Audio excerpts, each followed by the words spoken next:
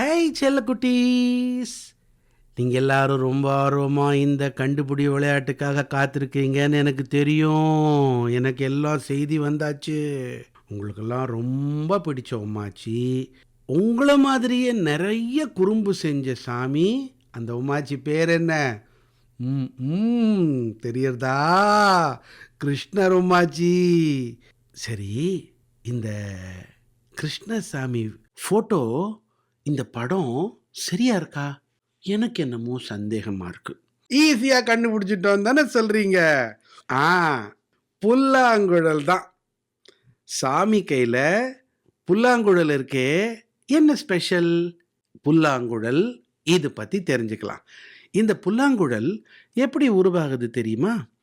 முதல்ல மூங்கில வெட்டுவாங்க, அப்புறம் அதை செதுக்குவாங்க, அதுக்கப்புறமா அதை பக்குவப்படுத்துறதுக்காக தீயில வாட்டுவாங்க, அதுக்கப்புறமா தான் அதில் சரியான அளவில் வேணுங்கிற அளவுக்கு தொலை போடுவாங்க.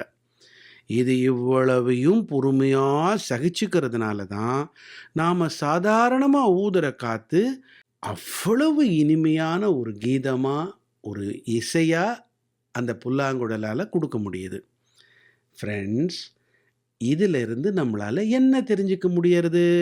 கஷ்டப்பட்டு உழைச்சா நாம் மட்டுமில்ல, நம்ம சார்ந்தவங்களையும் நம்மளை சார்ந்தவங்களையும் சந்தோஷமாக வச்சுக்க முடியும். சாமியும் நம்மளை கையில் வச்சு தாங்குவார்.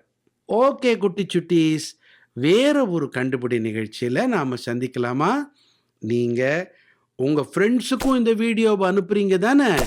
சப்ஸ்கிரைபும் பண்ண சொல்லுங்க.